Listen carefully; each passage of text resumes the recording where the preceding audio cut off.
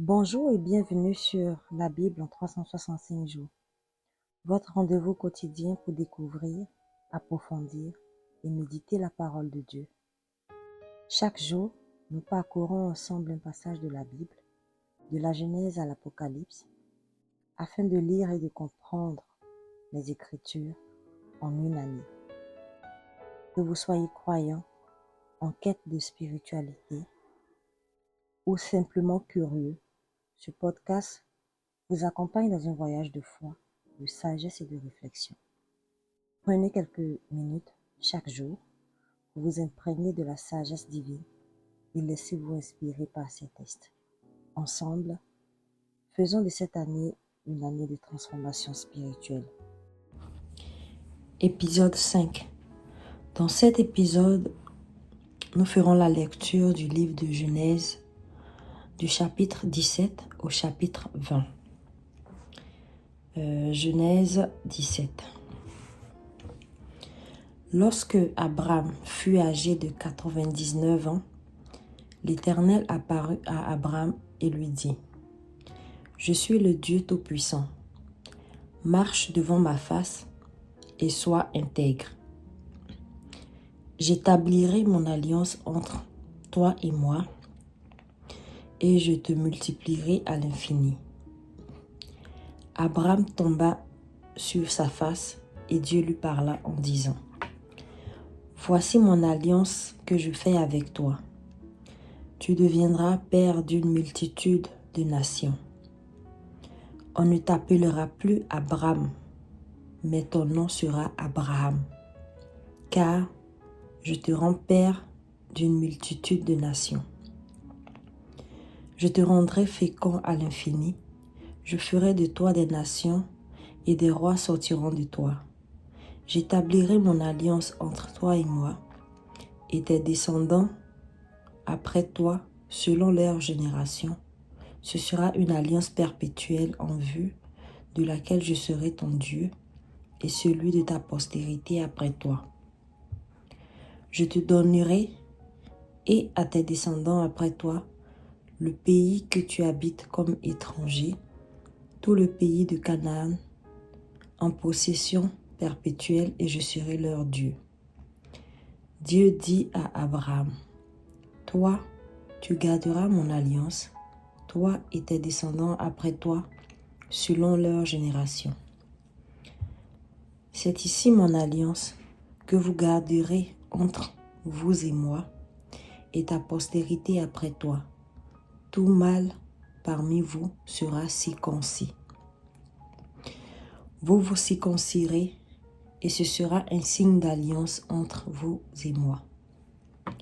À l'âge de 8 jours, tout mâle parmi vous sera circoncis, selon vos générations, qu'il soit né dans la maison ou qu'il soit acquis à prix d'argent de tout fils d'étranger, sans appartenir à ta race.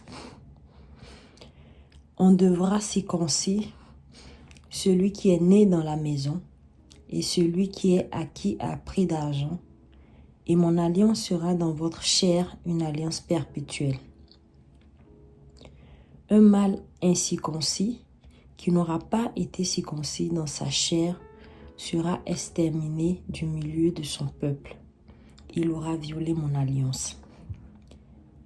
Dieu dit à Abraham : « Tu ne donneras plus à Sarai, ta femme, le nom de Sarai, mais son nom sera Sarah.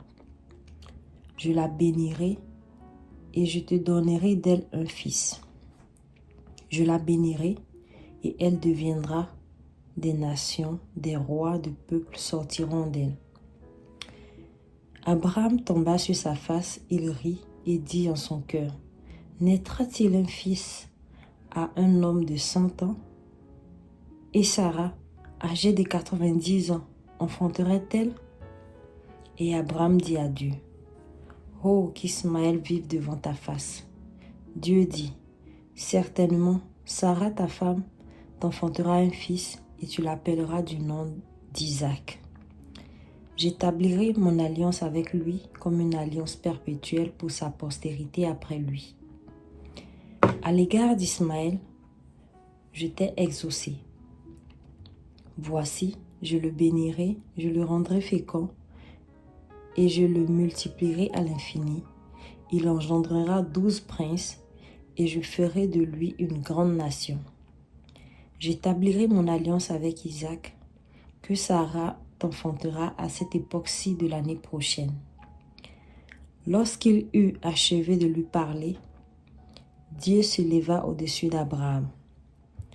Abraham prit Ismaël son fils, tous ceux qui étaient nés dans sa maison et tous ceux qu'il avait acquis à prix d'argent, tous les mâles parmi les gens de la maison d'Abraham, et il les circoncit ce même jour, selon l'ordre que Dieu lui avait donné.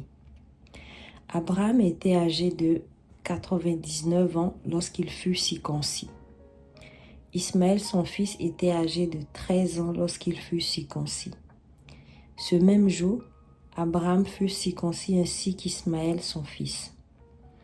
Et tous les gens de sa maison, nés dans sa maison ou acquis à prix d'argent des étrangers, furent circoncis avec lui. Genèse 18.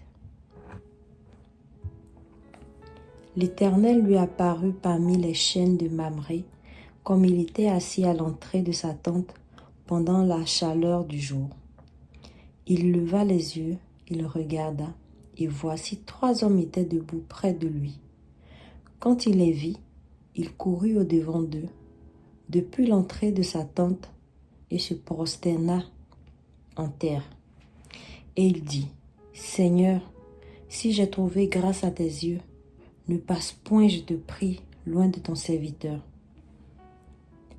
Permettez qu'on apporte un peu d'eau pour vous laver les pieds et reposez-vous sous cet arbre. J'irai prendre un morceau de pain pour fortifier votre cœur, après quoi vous continuerez votre route, car c'est pour cela que vous passez près de votre serviteur. » Ils répondirent, « Fais comme tu l'as dit. » Abraham alla promptement dans sa tente vers Sarah et il dit, « Vite, 3 mesures de fleurs de farine pétrie et fais des gâteaux. » Et Abraham courut à son troupeau, prit un veau tendre et bon et le donna à un serviteur qui se hâta de l'apprêter. Il prit de la crème et du lait avec le veau qu'on avait apprêté et il les mit devant eux. Il se tint lui-même à leur côté sous l'arbre et ils mangèrent. Alors ils lui dirent, « Où est Sarah, ta femme ?» Il répondit, « Elle est là dans la tente. » L'un d'entre eux dit, « Je reviendrai vers toi à cette même époque, et voici, Sarah ta femme aura un fils. » Sarah écoutait à l'entrée de la tente qui était derrière lui. Abraham et Sarah étaient vieux, avancés en âge, et Sarah ne pouvait plus espérer avoir d'enfant. Elle rit en elle-même en disant, « Maintenant que je suis vieille, aurais-je encore des désirs? Mon Seigneur aussi est vieux. » L'Éternel dit à Abraham, « Pourquoi donc Sarah a-t-elle ri en disant, « Est-ce que vraiment j'aurai un enfant, moi qui suis vieille? » Y a-t-il rien qui soit étonnant de la part de l'Éternel? Au temps fixé, je reviendrai vers toi à cette même époque et Sarah aura un fils. Sarah mentit en disant, « Je n'ai pas ri, car elle eut peur. » Mais il dit, « Au contraire, tu as ri. » Ces hommes se levèrent pour partir et ils regardèrent du côté de Sodome. Abraham alla avec eux pour les accompagner. Alors l'Éternel dit, « Cacherai-je à Abraham ce que je veux faire? Abraham deviendra certainement une nation grande et puissante, et en lui seront bénies toutes les nations de la terre. Car je l'ai choisi, afin qu'il ordonne à ses fils et à sa maison après lui de garder la voie de l'Éternel en pratiquant la droiture et la justice, et qu'ainsi l'Éternel accomplisse en faveur d'Abraham les promesses qu'il lui a faites. Et l'Éternel dit, le cri contre Sodome et Gomorrhe s'est accru, et leur péché est énorme. C'est pourquoi je vais descendre, et je verrai s'ils ont agi entièrement, selon le bruit venu jusqu'à moi. Et si cela n'est pas, je le saurai. Les hommes s'éloignèrent et allèrent vers Sodome. Mais Abraham se tint encore en présence de l'Éternel. Abraham s'approcha et dit, « Feras-tu aussi périr le juste avec le méchant? Peut-être y a-t-il 50 justes au milieu de la ville. Les feras-tu périr aussi, et ne pardonneras-tu pas à la ville à cause des 50 justes qui sont au milieu d'elle? Faire mourir le juste avec le méchant, en sorte qu'il en soit du juste comme du méchant. Loin de toi cette manière d'agir, loin de toi.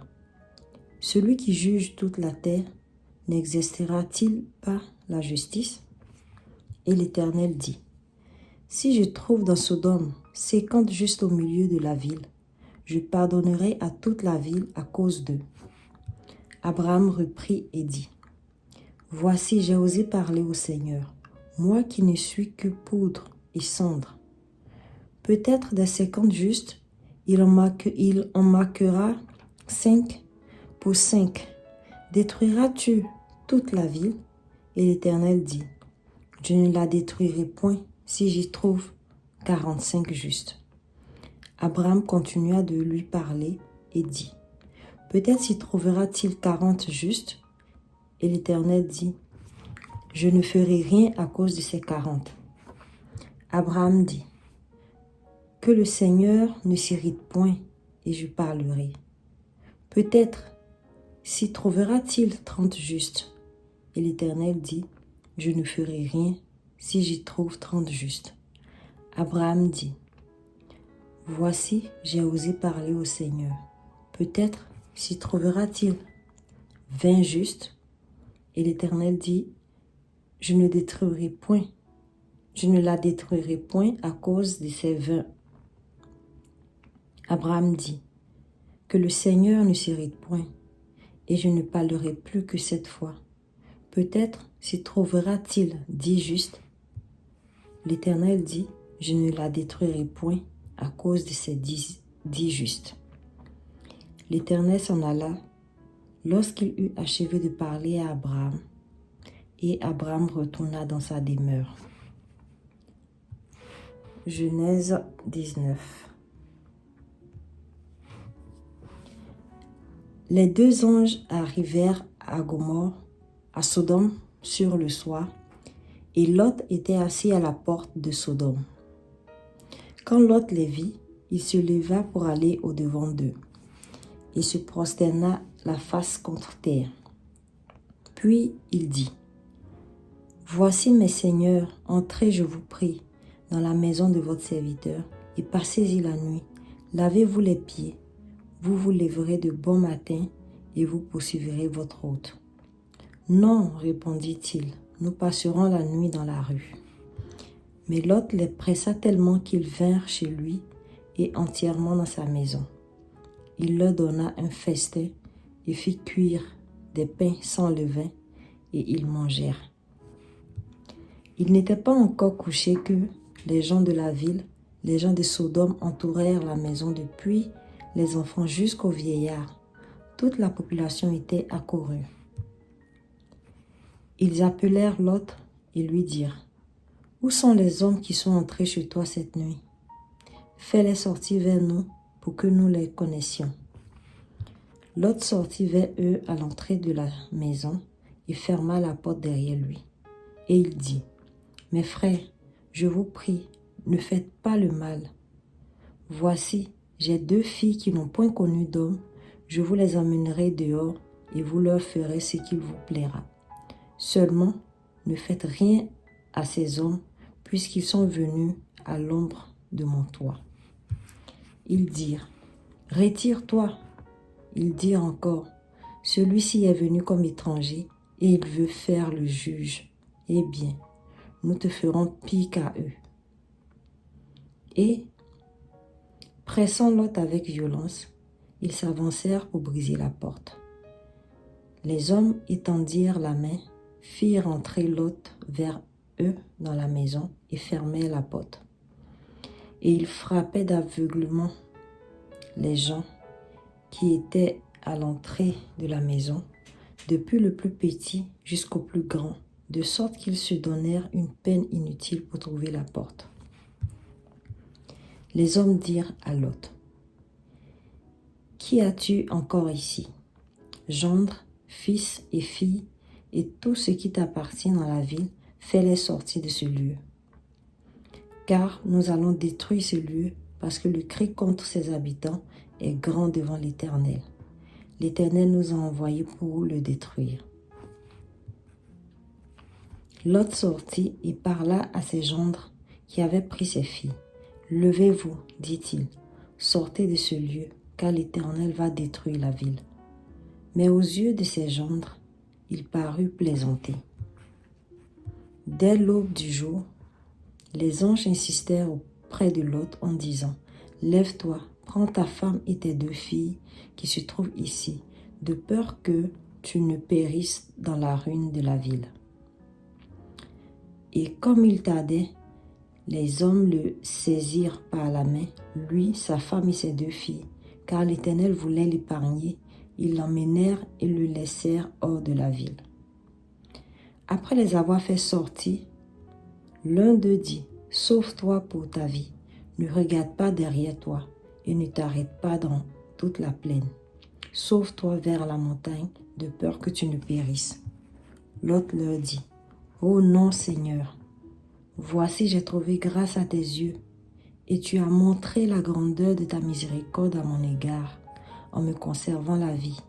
Mais je ne pus me sauver à la montagne avant que le désastre m'atteigne, et je périrai. Voici, cette ville est assez proche pour que je m'y réfugie, et elle est petite. Oh, que je puisse m'y sauver, n'est-elle pas petite, et que mon âme vive. » Et il lui dit: « Voici, je t'accorde encore cette grâce. Je ne détruirai pas la ville dont tu parles. Hâte-toi de t'y réfugier, car je ne puis rien faire jusqu'à ce que tu y sois arrivé. » C'est pour cela que l'on a donné à cette ville le nom de Soar. Le soleil se levait sur la terre lorsque Lot entra dans Soar. Alors l'Éternel fit pleuvoir du ciel sur Sodome et Gomorrhe du soufre et du feu par l'Éternel. Il détruisit ces villes, toute la plaine et tous les habitants des villes et les plantes de la terre.